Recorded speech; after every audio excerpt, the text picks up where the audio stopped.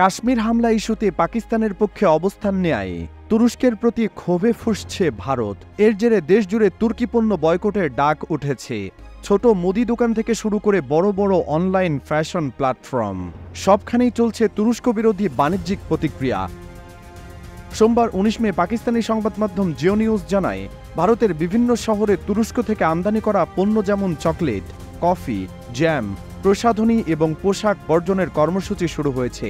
বিষয়টি আরও তীব্র হয়েছে যখন তুরস্কের প্রেসিডেন্ট রিসেপ তাইয়েপ এরদোয়ান প্রকাশ্যে পাকিস্তানের প্রতি সমর্থন জানিয়েছেন।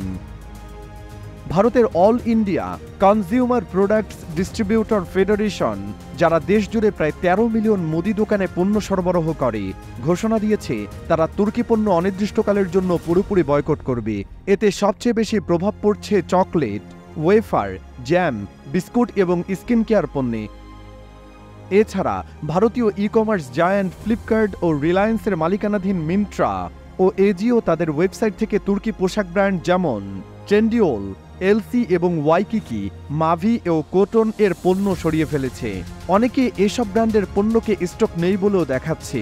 এ পদক্ষেপকে জাতীয় স্বার্থ ও অনুভূতির প্রতি শ্রদ্ধা হিসেবে ব্যাখ্যা করা হচ্ছে। ভারত তুরস্ক বাণিজ্যিক পরিমাণ প্রায় ২.৭ বিলিয়ন মার্কিন ডলার।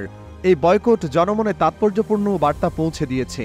শুধু গত বছরে ভারত তুরস্ক থেকে ৮১ মিলিয়ন ডলারের পোশাক আমদানি করেছিল। এদিকে হিমাচল প্রদেশের মুখ্যমন্ত্রী সুখবিন্দর সিং সুখু তুরস্ক থেকে আপেল আমদানির ওপর নিষেধাজ্ঞা আরোপের দাবি জানিয়েছেন। উল্লেখযোগ্য, প্রতি বছর ভারত তুরস্ক থেকে প্রায় ৬০ মিলিয়ন ডলারের আপেল আমদানি করে। ফ্লিপকার্ট ইতোমধ্যে তুরস্কে ফ্লাইট, হোটেল এবং হলিডে প্যাকেজ বুকিং স্থগিত রেখেছে। একই সময়ে ভারত সরকার তুর্কি গ্রাউন্ড হ্যান্ডলিং কোম্পানি চেলেবিয়ের নিরাপত্তা অনুমোদন বাতিল করেছে। পাশাপাশি জানা গেছে, এয়ার ইন্ডিয়া তুর্কি এয়ারলাইন্সের সঙ্গে ইন্ডিগোর যৌথ অংশীদারিত্ব বন্ধের জন্য চাপ দিচ্ছে। সব মিলিয়ে কূটনৈতিক টানাপোড়েন এখন সরাসরি ভোক্তা পর্যায়ে পৌঁছেছে এবং তুরস্কের সঙ্গে ভারতের সম্পর্ক নতুন এক উত্তেজনাপূর্ণ মোড়ে পৌঁছেছে।